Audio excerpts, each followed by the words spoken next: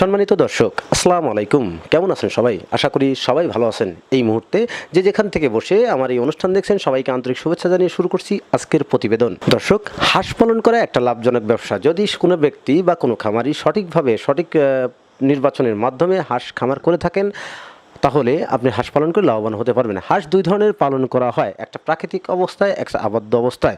দুই ধরনের হাঁস পালন করে খামার করে খামারিরা লাভবান হতে পারবে।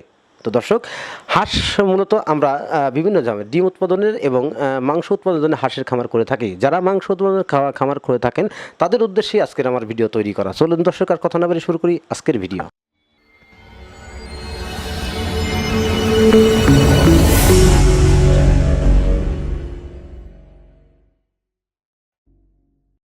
দর্শক, মাংসের জন্য মূলত দুই ধরনের হাঁস পালন করা হয়ে থাকে। একটা হচ্ছে বেইজিং এবং খাকি ক্যাম্বেল।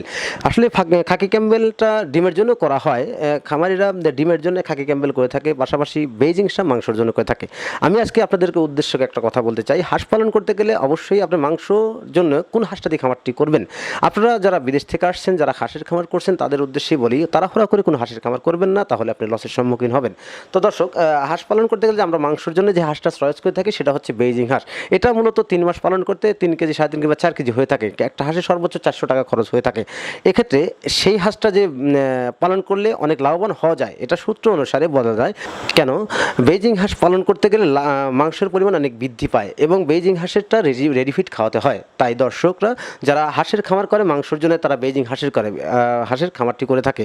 এই হাঁসের যে এক অসুবিধাটা রয়েছে, সেটা হচ্ছে হাঁস পালন করতে গেলে আমরা অবশ্যই লাভবান হতে চাই, কিন্তু বেইজিং হাঁস পালন করে মাংস উৎপাদনের জন্য আমরা যে হাঁসের খামারটি করছি, আমাদের পূর্ব পরিকল্পনা থাকাটা প্রয়োজন বা খুবই জরুরি। কেন? কারণ আমরা যে হাঁসটা উৎপাদন করছি বা মাংসটা উৎপাদন করব, সেই মাংসটা যদি নির্দিষ্ট জায়গায় বিক্রি করতে না পারি সঠিক সময়, তাহলে কিন্তু আপনি 100% লসের সম্মুখীন হবেন। তাই আমি আপনাদের উদ্দেশ্যে একটা কথা বলি, যে যারা বেইজিং হাঁস পালন করেন, তারা কিন্তু অবশ্যই সতর্কর সাথে খামারটি করবেন। কেন? কারণ বেইজিং হাঁসের চাহিদাটা খুবই কম। আমাদের এইখানেই, আমাদের পাবনাতেই, কাশীনাথপুরের পাশে আমার বাড়ি, 6 থেকে 7 কিলোমিটার ফাঁকে একটা বেঙ্গল মিট। আপনারা অবশ্যই এটা সম্পর্কে জানেন। আমার বাসা থেকে 6 কিলোমিটার 7 কিলোমিটার ফাঁকে আমাদের বেঙ্গল মিট আছে, যেটা পাবনা জেলার মধ্যে অবস্থিত বা সাতিয়া থানার মধ্যে অবস্থিত।